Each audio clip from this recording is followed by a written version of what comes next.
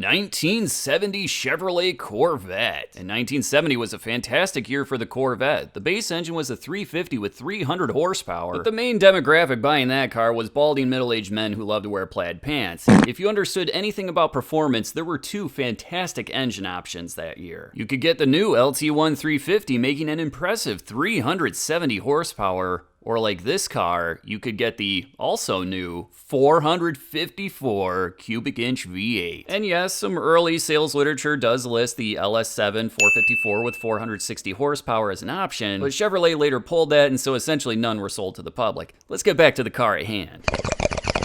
This monster has a compression ratio of 10 1/4 to 1, and it was rated 390 horsepower and 500 pound-feet of torque. Inside, you'll find a nicely appointed interior, and of course, you'll see that obvious 4-speed manual. I think that finally just put me into puberty. And oh, does it feel good. If this car has a wide ratio 4-speed, it would have came with 308 rear gears. Close ratio 4-speeds had 336 gears. Regardless, this one's had a tasty upgrade and now features 373 rear gears. And then we need to talk about the weight. And even though this thing has a fiberglass body, it is not light. Keep in mind, if you got a big block with that 4-speed, you just added 178 pounds compared to the base car. You see that air conditioning under the hood? That added 99 pounds in a big block car. You're talking the loss of 1/10 of a second in the quarter mile just to have air conditioning. So this beast, with driver included, is 3,778 pounds. You better have a fat wallet if you wanted to get a car like this in 1970. The base Corvette started out at $5,192, and that 454 was only another $290, but that brought your total to $5,482.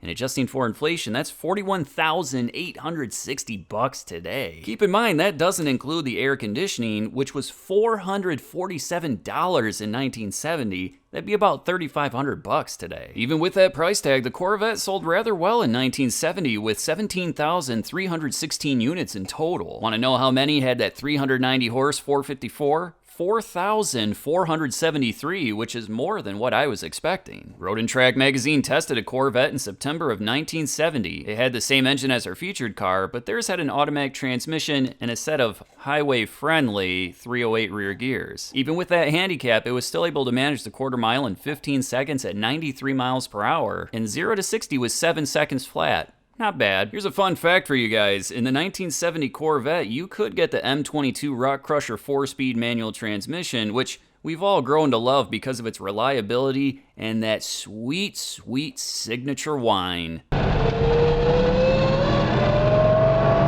And that M22 would only set you back $95, so how many out of those total 17,000 Corvettes do you think had that option?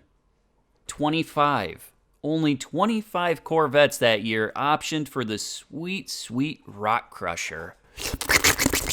1968 Buick Gran Sport 400. And like the name would imply, this car has a 400 cube V8, and this was the top dog for the Gran Sport that year. The Stage 1 wouldn't be a factory option until 1969, and sure, you could get a Stage 1 package installed at the dealership in 1968, but technically that's not pure stock legal, so we're just gonna forget about that for now. This car has a compression ratio of 10 1/4 to 1, and it was rated 340 horsepower and 440 pound-feet of torque. The Gran Sport was the gentleman's hot rod, but this gentleman's got a little bit of a bad boy side.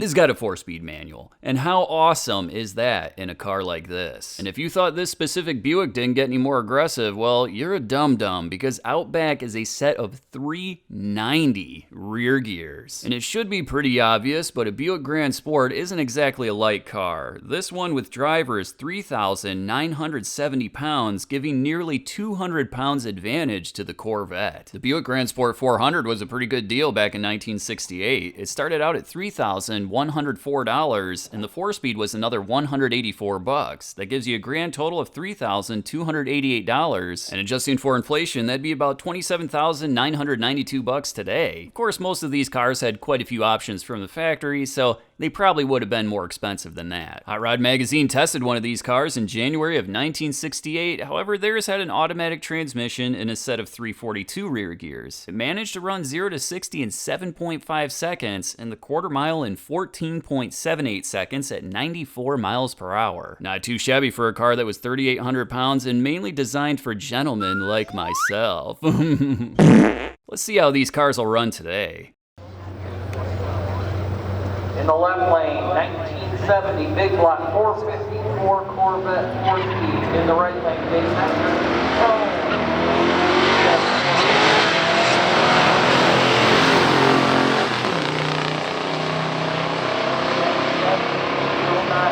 Corvette.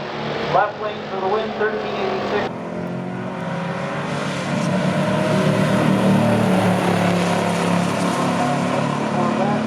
Left lane for the win, 1386. In the first round, it's the Corvette that takes home the win, running 13.86 seconds at 101.14 miles per hour. And in the other lane, the Buick sounded like they may have missed a shift early in the race. But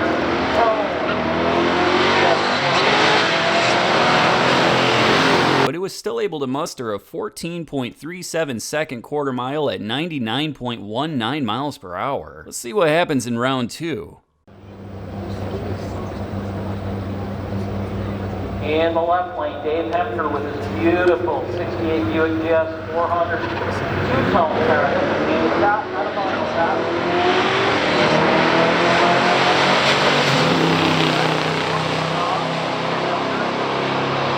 And looks like the Buick may have the win, 1380 at 101 to a losing 1370.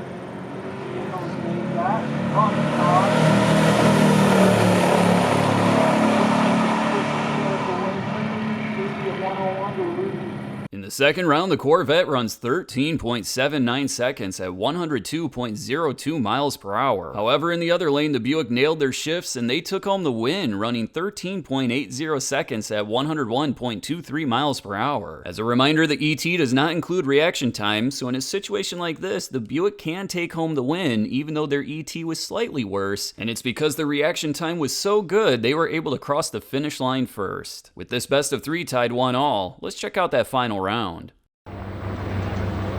next, big block 70 Corvette up against Dave Hector.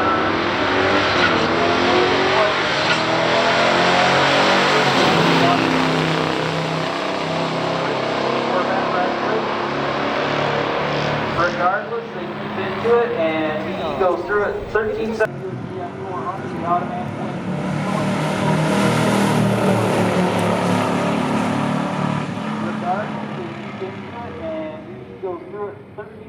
And in the final round, it's the Buick that takes home the win, running 13.75 seconds at 100.21 miles per hour. In the other lane, I can't blame the Corvette driver. They tried to cut the best light possible, but unfortunately they left a little too early. Only by 0.02 seconds, but a red light's a red light, and that gives the automatic win to the Buick. However, the Corvette still managed 13.88 seconds at 101.33 miles per hour. A huge thanks to the owners for bringing out these cars. It was absolutely awesome seeing them on the drag strip. I'll catch you guys at the next one.